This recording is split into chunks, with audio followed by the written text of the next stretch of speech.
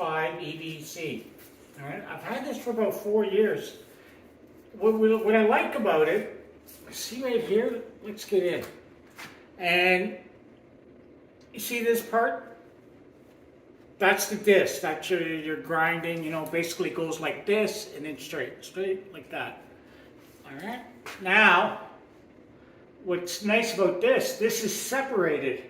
They've totally separated. What happens is, over time, these little discs, you drop them, or some guys tip, they knock them out of balance. It doesn't take much to knock these things out of balance when they go. Then when they're out of balance, you get a lot of vibration.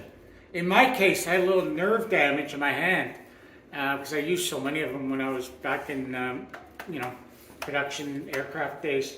But so I'm a little more sensitive to it, and I had a lot of debate with it on people saying, well, I got this fancy new one. But there's nothing like this. It's hands down the best setup. It's a heavier sander. Like when you feel the weight on it, so you don't have to push down. Where you have an air sander, it tends to be lighter, and you got to have a little more finesse with it. Like if you go too little, it acts more like a grinder. If you go too hard, it bogs. So with its own weight down here, you know, you just keep the balance, and this thing's good. Now, I've heard comments before saying sanding is easy.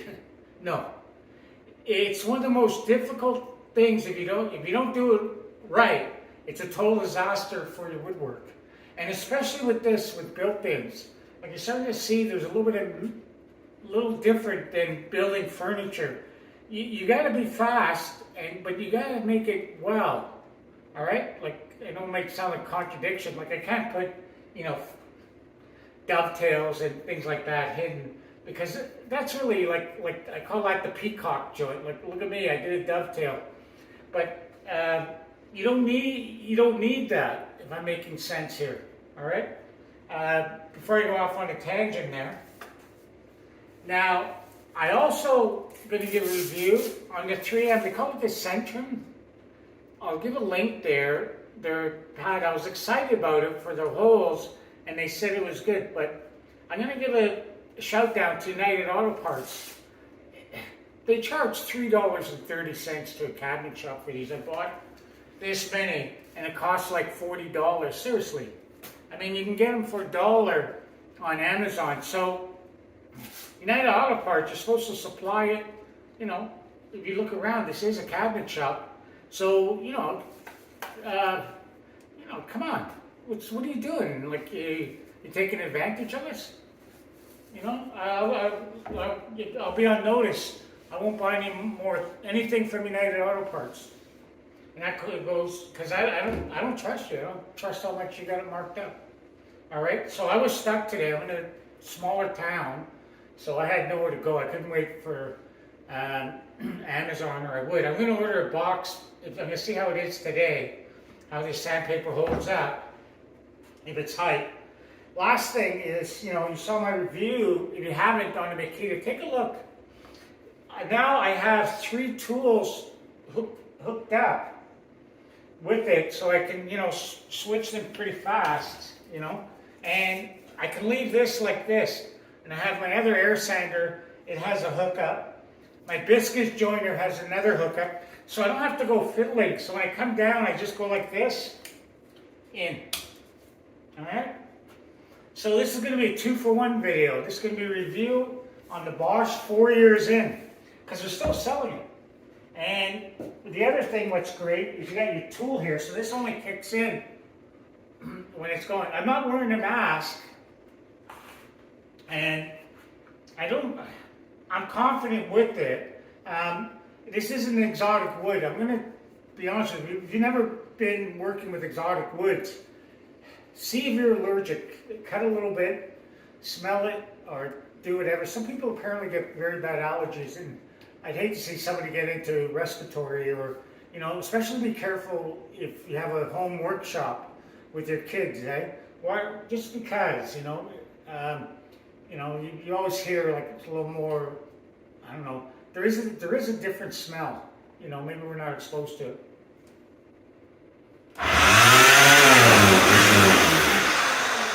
can turn it down. I'm not happy with that speed.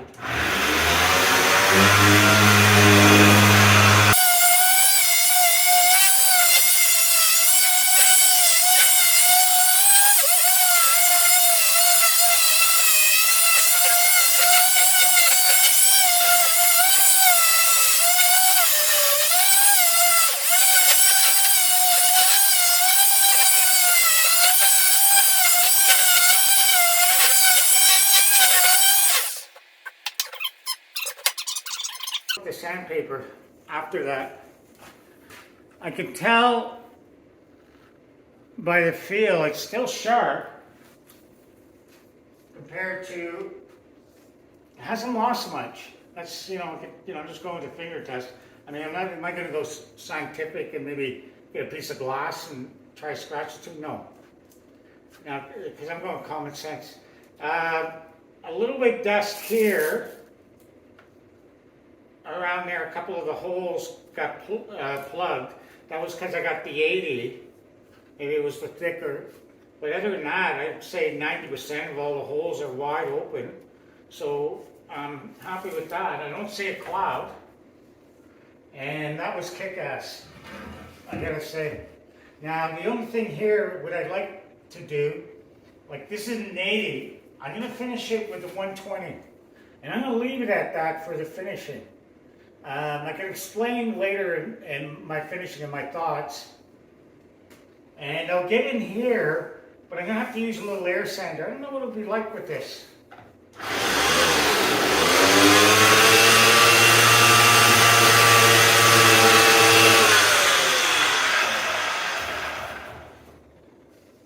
I got the planer side. I got a little bit of glue here. I'm going to have to get a little scrape there. All right, but that was a little, maybe I might just use that. Okay. So, what can I say? I'm impressed with the sandpaper. It's going to save me a lot of time. I'm used to using, just regular whatever I can get really my hands on. I rip a couple of holes and it wouldn't have cut like that. I'm going to see how it is at 7 of these. And let's see, I'll report back on last one.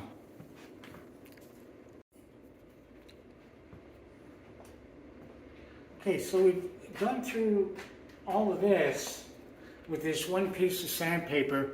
And you can see the holes are good. They're not clogged up. It's getting torn a bit there, getting caught on the sharp edges. It's not too bad out here a little bit. What's it like to tear? Yeah, it's a little hard, eh? So I don't think it's going to fall apart on you. It's a lot tougher than I thought. Now here's a brand new one.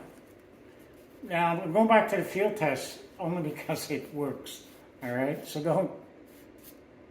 Now this is pretty sharp. A little bit of life, but that's it. You're pushing your limit this much. On some of it over here, this was a hardwood. You can feel the oil right inside the mahogany.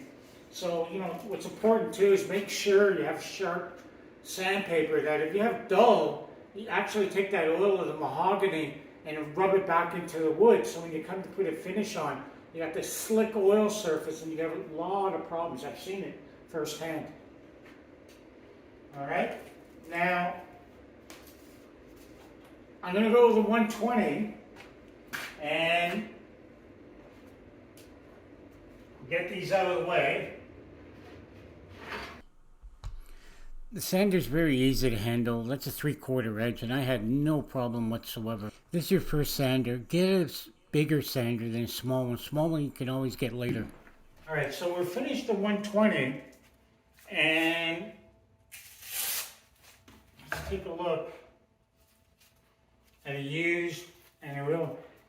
The 120, you don't go as heavy as you do an 80, like it's a little faster, It's almost the same, like I haven't really lost much. Not bad around the edges. Like I said, when I tried to rip it, I couldn't. So it's pretty tough because I was banging in those edges there. And plus going on, like now I got a sharp edge. So that whole load, which was, let's say 4 feet by 16 feet of wood, The 120 could still go. The 80, I would have maybe a little less. I would have done it. Okay, on my meter, the return meter, if I could pack these up and go, even though I know I overpaid on them. I mean, I'm gonna have to say it. 3M had another generation before this that was like this. I forget what they called them. They had a couple more. They were all crap. But this new generation, all I'm going to say is, okay, here it goes. It's a 9.5. 9.5. It's that big. It's not going back. That's for sure. The dust didn't clog up these holes. And it was great. Also on that note, I want to say with Norton, I haven't tried theirs. Apparently it sands, but the dust stays down. You don't need a vacuum. And I don't know exactly how that works. This stuff, like when I was on the edge, it does fly up, if I'm making sense. I don't really know the technology, but if you're doing like buying, I don't know, 50 or 100, take a look at it, especially if you're a shop. Now the sander, because it's a 2-for-1 on this review. This thing, because I've already had it for 4 years, like who's kidding who? This thing isn't going back. It's a great sander. Right now I'm a little bent here. I need a new disc, and even with that, my hands are not tingling. Like I just spent about 3 o'clock.